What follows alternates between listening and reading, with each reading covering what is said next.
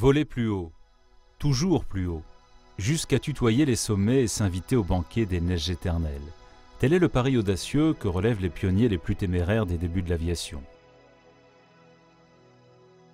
Mais faute d'une motorisation suffisamment puissante de leurs frêles aéronefs, les pionniers du plus lourd que l'air n'évoluent qu'à la périphérie des massifs montagneux et, prudemment, se contentent de les contourner. On est en 1910, on est en France. C'est en France que convergent à peu près tous les fanas et tous les passionnés d'aviation. Lorsque Géo Chavez, qui fait partie de ces passionnés, décide de se lancer dans les records d'altitude, il monte à 2800, 2850 mètres, il bat un record, et après tout, quand on est capable de monter, on se dit on est capable de traverser. Le challenge, c'est d'aller de Suisse, de Brigue, à Domodossola en Italie, en passant au-dessus du Simplon. 2000 mètres, 2200 mètres, ça devrait le faire, avec son avion qui est quand même un peu en camelote. Toujours est-il que l'avion se brise à l'atterrissage et que le pauvre va mourir peu après. L'exploit de Chavez, c'est pas tellement qu'il a réussi à s'affranchir de choses très complexes, c'est qu'il s'en est affranchi parfois sans les connaître. On connaissait très peu les problèmes d'hypoxie, c'est-à-dire la respiration et l'oxygénation du pilote. On connaissait très peu l'aérologie en montagne. On connaissait évidemment pas grand-chose sur la résistance des matériaux, de l'avion, etc. La navigation en montagne, n'en parlons pas, on ne connaissait pas.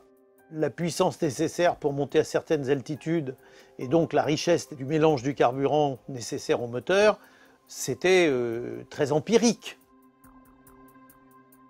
Les pilotes qui vont le suivre dans les années qui vont suivre, quand on va monter beaucoup plus haut, quand on va faire des distances plus grandes à haute altitude, là, il va falloir vraiment tenir compte de toutes ces questions.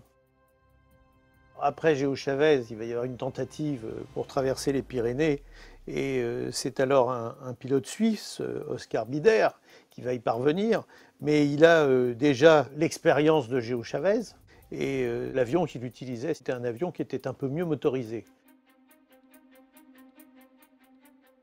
Peu après, Jean Bielovucci va parvenir avec un Henriot de 80 chevaux à faire une traversée des Alpes. Mais 80 chevaux par rapport aux 50 chevaux de Géo Chavez, ça change déjà beaucoup de choses. Quelle que soit la puissance du moteur de son appareil, le pilote doit avant tout composer avec les caractéristiques particulières des massifs montagneux. Courants ascendants ou rabattants, turbulences et remous exigent la plus juste appréciation de l'environnement dans lequel il évolue. En ce début des années 20, Joseph Thoré, vélivole chevronné, s'attache à formaliser les lois encore peu connues de l'aérologie.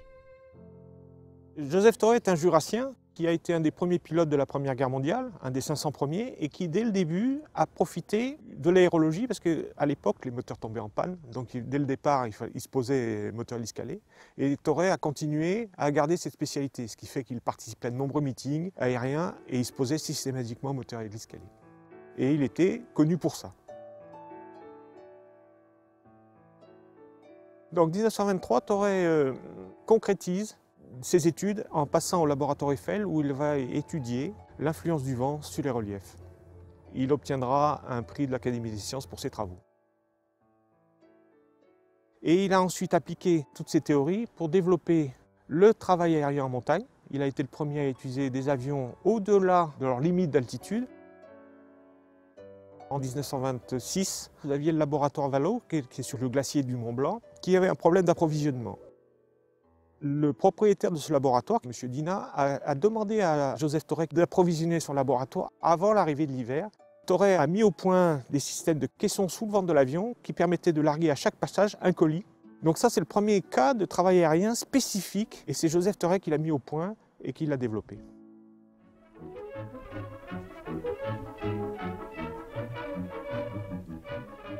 Ensuite, il a été mandaté par le ministre de l'Air pour développer l'aviation légère pour qu'il passe des records. Donc ses premiers records ont été des records de distance, mais surtout il a fait des traversées des Alpes dès 1926 avec des avionnettes de 40 chevaux la première fois et de 25 chevaux la deuxième fois. Donc il faut se rendre compte que c'est des moteurs qui sont très peu puissants pour l'époque, puisque les traversées des Alpes jusque-là se faisaient avec des moteurs 700 chevaux.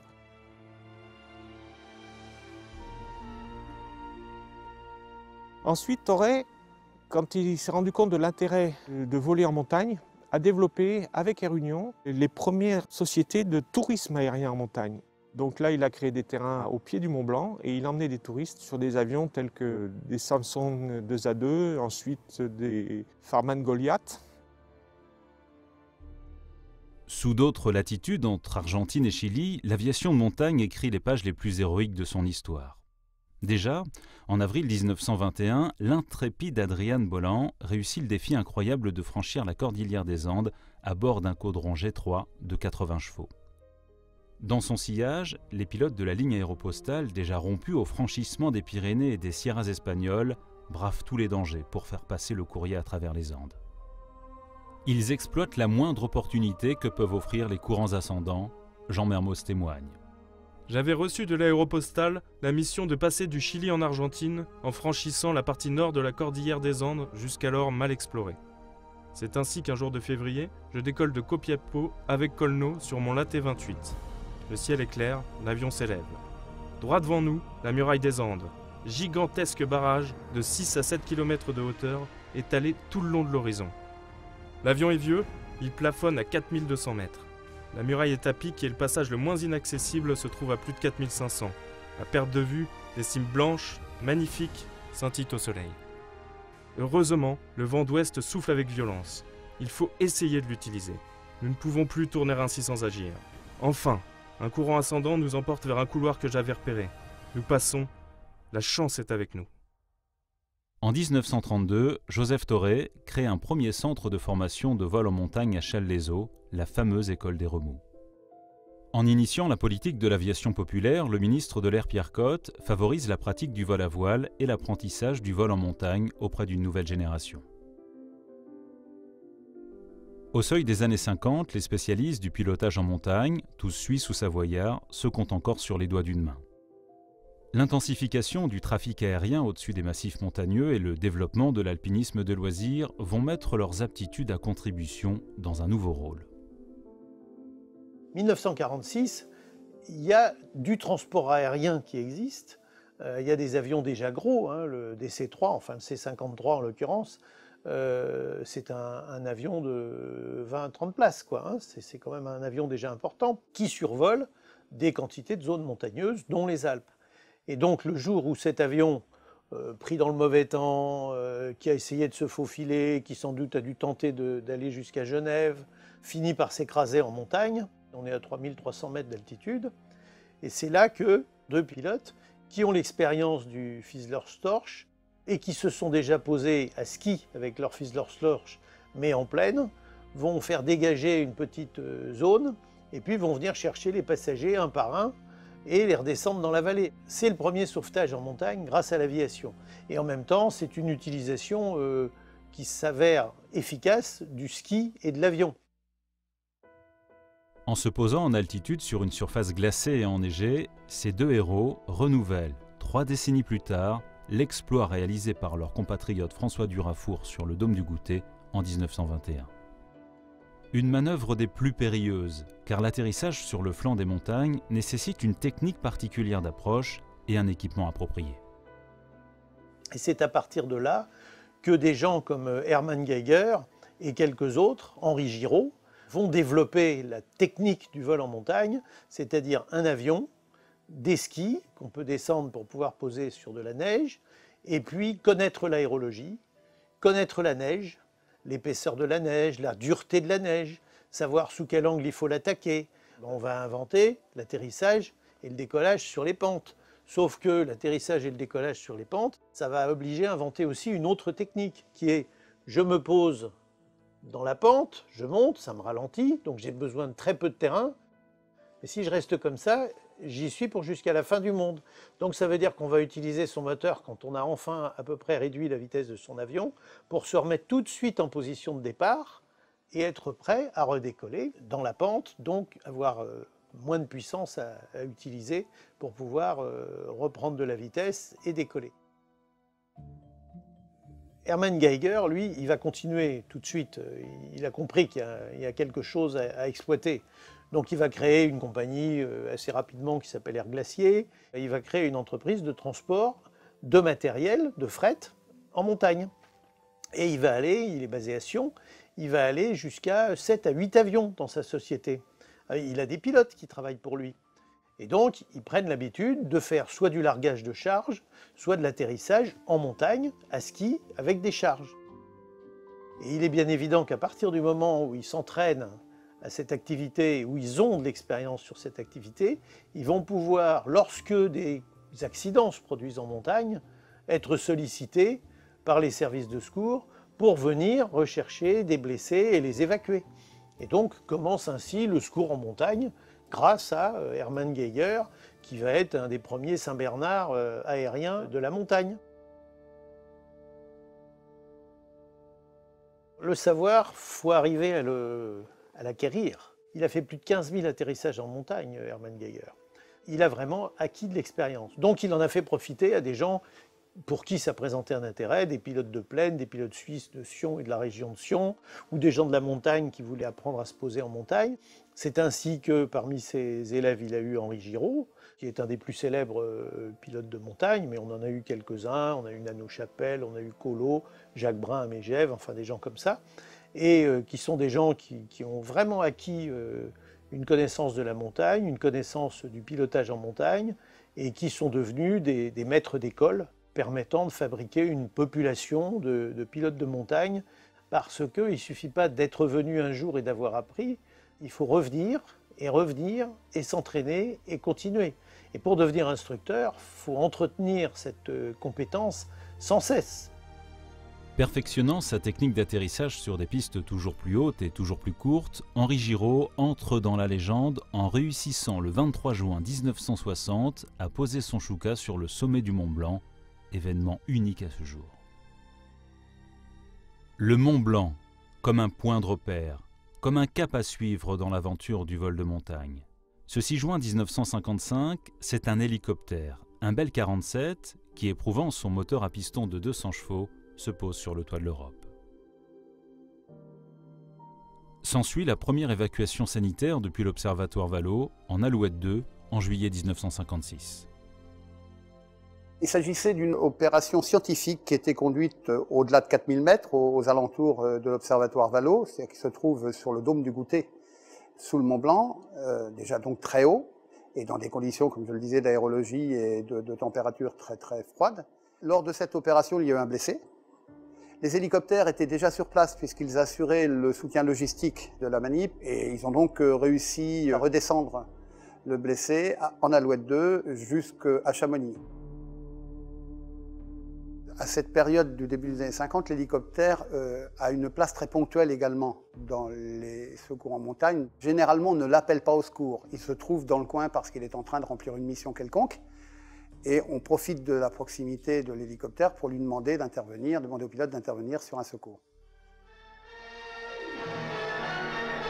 Affronter en plein hiver le massif du Mont Blanc qui ne compte déjà plus ses victimes de l'été, ce fut certes de la part de Vincent Don et d'Henri une entreprise d'une coupable témérité. Mais il est de tradition et c'est l'honneur des montagnards de tout tenter pour secourir quiconque est en détresse.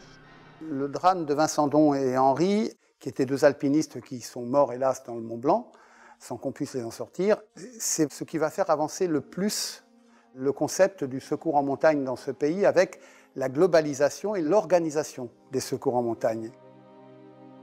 Après les polémiques qui ont eu lieu lors de cette terrible affaire, le gouvernement a sorti une circulaire qu'on appelle maintenant la loi montagne, dans laquelle l'organisation des secours est dévolue au préfet.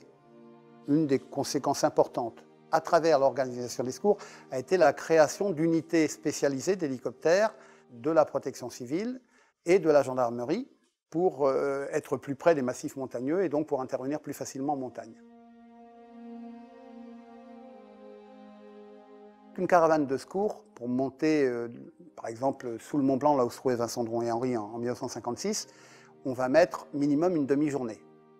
Si les conditions sont bonnes, on peut même mettre une journée. L'Alouette 2 a permis de se poser plus haut pour déposer des sauveteurs, aller chercher dans une paroi un alpiniste blessé, le redescendre jusqu'à un endroit où la machine pouvait se poser ou faire un appui-patin sur le rocher. Avec l'arrivée de l'Alouette 3, qui a un grand habitacle très large, très pratique, on pouvait envisager d'emmener plus de monde à bord. On va pouvoir envisager d'autres solutions, et la solution majeure va être le treuil. Le treuillage n'est pas quelque chose de commun, c'est une opération délicate.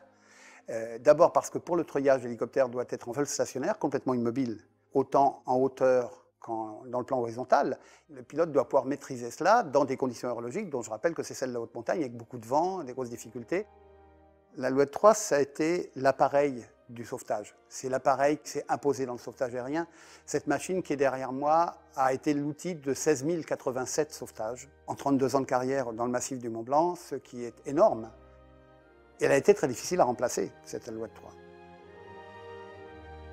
Finalement, le C-145, qui est un appareil très différent puisqu'il est beaucoup plus lourd, beaucoup plus grand, il est bimoteur de surcroît, et il a des capacités, effectivement, que n'avait pas l'Alouette 3, qui lui permettent d'être plus performant dans nombre de situations. Le secours aérien en montagne, dans son volet hélicoptère, est géré principalement quand même par deux grandes entités, qui sont d'une part la gendarmerie avec ses forces aériennes, d'autre part la sécurité civile avec son groupement d'hélicoptères. Les deux ensemble disposent en gros une dizaine de bases sur le territoire, dans des régions de montagne, avec des machines qui sont toutes des EC-145. Le vol de montagne, c'est un mélange de technicité et peut-être un peu d'art. Pourquoi est-ce que les premiers ont volé? Ils ont volé parce qu'on était dans ces situations un peu particulières de sport, des débuts de l'aviation, où on voulait faire des choses que d'autres n'avaient pas fait. Ça a été le premier franchissement des Alpes, son pilote en est mort. Ça a été la mise au point de techniques un peu plus précises. Ça a été ensuite le franchissement des Pyrénées dans des conditions effroyablement dangereuses par l'aéropostale.